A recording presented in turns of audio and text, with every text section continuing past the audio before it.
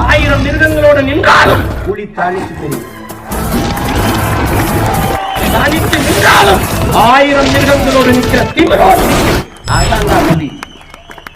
அதான் புலி. பேரன்பிற்கினை தமிழ் சொந்தங்களுக்கு புரட்சிகர வணக்கம். இன்றைக்கு காணொலியில நம்ம என்ன பார்க்க போறோம்னா, திமுகவின் கொத்தடிமையாக முழுசா சந்திரமுகியாக மாறி இருக்கிற துர்காவை பாருன்ற மாதிரி முழுமையா திமுகவின் கொத்தடிமையாக மாறி இருக்கிற அண்ணன் திருமாவளவன் அவர்களை தான் பார்க்க போறோம். அவர் ரொம்ப மகிழ்ச்சியான ஒரு விஷயத்தை செஞ்சிருக்கார். நேரடியா சீமானும் விஜயும் பாஜக பெற்றெடுத்த பிள்ளைகள் களத்துல இறங்கிட்டார். இதுக்கு முன்னாடி மறைமுகமா ஒருவர் சொன்னார்கள், ஒருவர் பேசிக்கொண்டிருக்கிறார்கள், இது தமிழ் தேசியம் அல்ல, போலி தமிழ் தேசியம், இப்படிலாம் மறைமுகமா பேசிக்கொண்டிருந்தவரை இப்போ நேரடியா சீமான் பேசுறாரு, விஜய் பேசுறார். இது பாஜக அரசியல். இவர்கள் இருவரும் பாஜக பெற்றெடுத்த பிள்ளைகள், RSS பெற்றெடுத்த பிள்ளைகள். நமக்கு என்ன கேள்வினா, நீங்க கருணாநிதி பெற்றெடுத்த பிள்ளையா, கருணாநிதி பெற்ற பிள்ளையான்ற, திராவிடம் பெற்ற பிள்ளையா, நீங்க திமுக பெற்ற பிள்ளையா? இந்த கேள்வி நமக்குள்ள இருக்கு. முதல்ல ஒரு அறிவிப்பை சொல்லிடுறோம். இந்த காணொலியை பார்க்கக்கூடிய விசிகாவுடைய தொண்டர்கள், அன்பர்கள், நண்பர்கள் யாராவது இருந்தாங்கன்னா இந்த காணொலியில இதோட வெளியேறி போயிடுறது உங்களுக்கு நல்லது. அதன் பிறகாக குத்துது கொடையுதுன்னு சொல்றதுல எந்தவித அர்த்தமும் இல்லை. ஏன்னா இது நாள் வரைக்கும் நம்ம ஒரு 100 காணொலிகளை அண்ணன் திருமாவளவன் அவர்களுக்கு எதிராக பதிவிட்டிருப்போம்.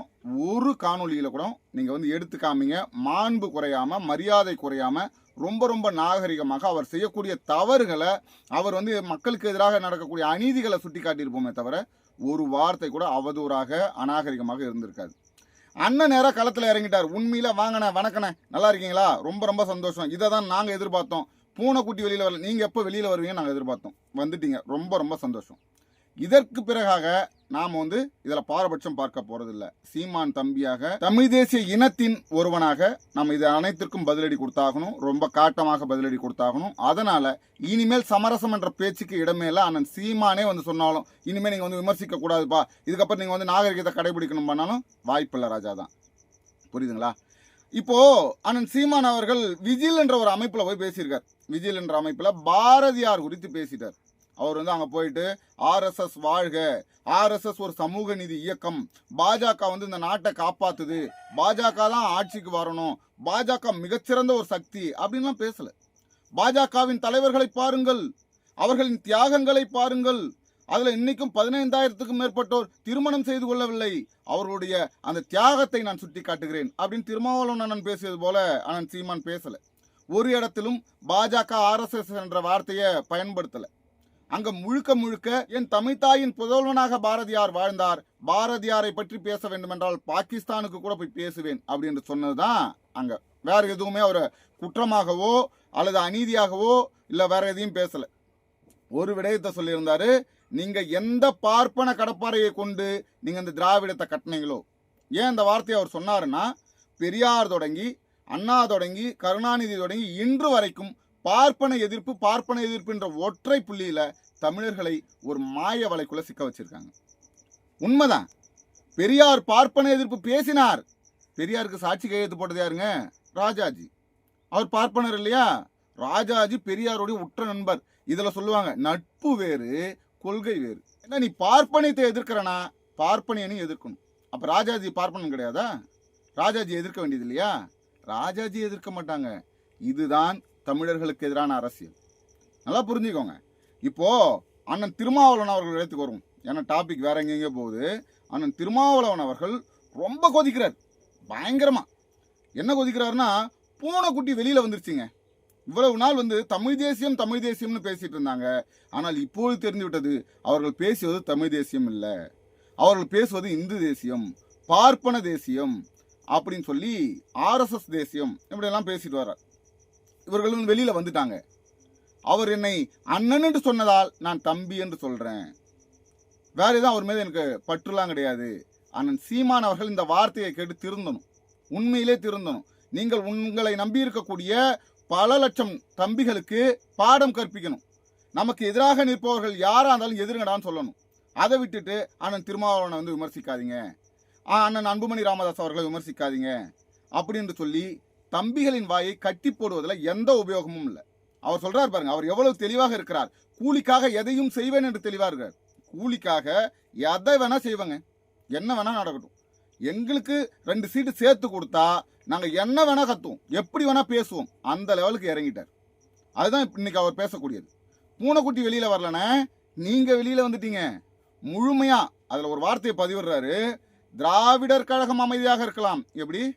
திராவிடர் கழகம் அமைதியாக இருக்கலாம். யார்? பெரியாரின் வழித்தோன்றல்களாக பார்ப்பன எதிர்ப்பு, RSS எதிர்ப்பு பேசிக்கொண்டு வந்த அந்த திராவிடர் கழகம் அமைதியாக இருக்கலாம். திமுக அமைதியாக இருக்கலாம். திமுக கூட இதை கடந்து போயிடலாம். சீமான் பேசுறாரு, இதில் நமக்கு வந்து கேள்வி கிடையாது, நம்ம இதை பத்தி பேச வேண்டியது கிடையாதுன்னு அவர்கள் கூட அமைதியாக இருக்கலாம். நாங்கள் அமைதியாக இருக்க மாட்டோம். திராவிடத்தை ஒழிப்பதை ஒருபோதும் ஏற்க மாட்டோம். உண்மைதான். ஏன்னா திராவிடம் அழிஞ்சிட்டா, திராவிடத்தை ஒழிச்சிட்டா திமுக சீட்டு கொடுக்காதுல்ல, அண்ணனுக்கு வழி இல்லைல்ல, வாய்ப்பு இல்லைல்ல. அதனால அவர் திராவிடத்தை எதிர்த்தா வந்து முதன்மையா வருவார். திராவிடம் வந்து திமுகவிற்கு சொந்தம் இல்ல, எங்கள் பாட்டன் அயோத்திதாச பண்டிதருக்கு சொந்தமானது. எப்போ தேவைப்படும் போதெல்லாம் அயோத்திதாச பண்டிதர் எடுத்துக்கிறது. இந்த அரசு எந்த இடத்துல அயோத்திதாச பண்டிதரை கொண்டாடுச்சு, எந்த இடத்துல தூக்கி பிடிச்சது? எல்லாத்துக்கும் பெரியார் பெரியார் பெரியார் பிராண்ட் பண்ணின்னு வருது இல்ல, அங்க பேசணும்ல. ஏங்க எங்கள் பாட்டன் இருக்கிறாங்க. இன்னைக்கு இப்போ ஏற்காட்டுல ஒரு கொண்டை ஊசி வளைவு, அதியமான் கொண்டை ஊசி வளைவுன்றத அதை எடுத்துட்டு பெரியார் கொண்டை ஊசி வளைவுன்னு வைக்கிறாங்க.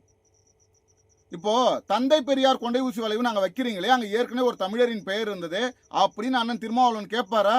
கேட்க மாட்டார். வாயில சுளுக்கு வந்துடும். தமிழர்களுக்கு ஆதரவாக எதையாவது பேசுவாரா? சுளுக்கு வந்துடும். ஆனா இந்த நேரத்துல பேசுவாரு, எங்கள் பாட்டன் அயோத்திதாசன் பண்டிதர் கண்டுபிடிச்சது இந்த திராவிடம், அதனால் அது எங்களுக்கு சொந்தமானது, நாங்கள் கேள்வி கேட்போம். கேட்கறது அதுக்கு இல்ல, கேட்கறது உண்மையிலே அதுக்கு இல்ல. அவர் கேட்பது எதிர்வரும் 2026ல ஐயா எசமா 2 சீட்டு சேர்த்து கொடுங்க, அதற்காக நாங்கள் எந்த எல்லைக்கும் போக தயாராக இருக்கிறோம். அதுதான் இதில். வேற இதை பற்றி வேற பேசுவதற்கு எதுவுமே இல்லை. உண்மையிலே வந்து இதற்கு பிறகு சீமான் தலை தூக்க முடியாது. இதுக்கப்புறம் நாங்கள் பார்த்து வேடிக்கை பார்த்துட்டு இருக்க மாட்டோம். சீமானை ஒன்றுமே பண்ண முடியாதுன்னு. ஆனால் உண்மையிலே ஒன்றும் பண்ண முடியாது. அவர் மிக உயரத்தில் வளர்ந்துட்டு போறாரு, உச்சத்தை நோக்கி போறாரு. ஏனென்றால் அவர் தமிழர்களுக்கு உண்மையும் நேர்மையுமாக இருக்கிறார். உங்களை மாதிரி வந்து தமிழர்களை காட்டி கொடுத்து தன் இன மக்களை அடிமைப்படுத்தி திமுகவில் போயிட்டு கொத்தடிமை வேலை பார்க்க சொல்லலை, அறிவாலயத்தில் போய் அடப்பெடுக்க சொல்லல. அவர் தன் மக்களை நாகரிகமாக, கௌரவத்தோட, சுயமரியாதையோட, பெண்ணிய பாதுகாப்போட வாழ வழிவகை செய்து கொண்டிருக்கிறார். இந்த திமுக அரசுக்கு எதிராக ஏதாவது பேசுங்கண்ணே. நீங்க தான் வந்து தமிழர்களுக்கு ஆதரவானவர்கள். இந்த திமுக அரசு செய்யக்கூடிய அநீதிகளுக்கு எதிராக எதாவது பேசுங்களேன். பேசினா சீட்டு கிடைக்காது இல்லை. சீமானை பற்றி பேசினாதான் சீட்டு கிடைக்கும். என்னடா நீங்க வந்து சீமானை பேசினார், ஒரு பொதுக்கூட்டத்தில் தானே பேசினார் நீங்க சொல்லலாம்.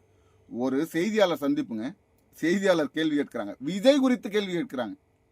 விஜய் இப்படிலாம் பண்ணிட்டு வராரு, திருப்பரங்குன்றம் இடத்துல வாய் திறக்கலையா அப்படின்னு கேள்வி கேட்கும்போது நீங்க விஜய் குறித்து தானே பேசணும். விஜய் இப்படி செய்வது தவறுன்னு பேசணும், விஜய் இப்படி செய்திருக்க கூடாதுன்னு பேசணும்.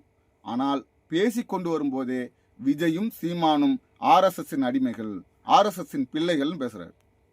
சீமான் எந்த இடத்துல RSSின் பிள்ளைகள்? நான் கேட்கிறேன், ஏதாவது ஒரு இடத்துல RSSக்கு ஆதரவாக இல்லது பாஜகவிற்கு ஆதரவாக ஏதாவது ஒரு இடத்துல நிற்கிறாரா?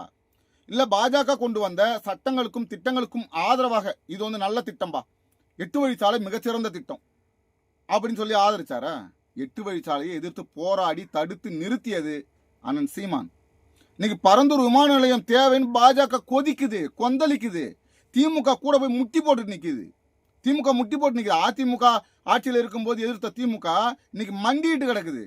ஆனால் அதை எதிர்த்து தடுத்து நிறுத்தியது நாம் தமிழர் கட்சியும் அண்ணன் சீமானும். அவர் RSSின் பிள்ளைகள். நீங்க ஆரம்பத்தில் பாஜக கூட கூட்டணி வச்சு அதனால வந்து பதவி வாங்கி 5 ஆண்டு காலம் ஆட்சியில் இருந்தீங்க இல்லையா, பங்கெடுத்தீங்க இல்லையா?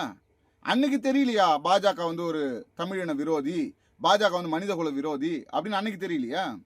உங்களுக்கு தேவைன்னா கூட்டணி வைப்பீங்க. நான் அடிச்சு சொல்றேன், இன்னைக்கு இந்த திமுக பாஜக கூட கூட்டணி வைக்கட்டும். அன்னைக்கு அண்ணன் ஒரு வார்த்தையை சொல்லுவார், இதற்கு முன்பு சொன்ன அதே வார்த்தை தான் அண்ணன் சொல்லுவார். நாங்க வந்து பாஜக கூட கூட்டணி இல்லைங்க, நாங்க பாஜக கூட கூட்டணி வைக்கலைங்க, நாங்கள் திமுகவுடன் கூட்டணி வச்சிருக்கிறோம், திமுக தான் எங்கள் கூட்டணி அப்படின்னு அண்ணன் பேசுவார். ஏற்கனவே பேசியிருக்கிறவர் தான். உண்மையிலேயே இதில் அம்பலப்பட்டு போனது அண்ணன் திருமாவளவன் அவர்கள். அவர் ஒரு ஆகச்சிறந்த சந்தர்ப்பவாதி.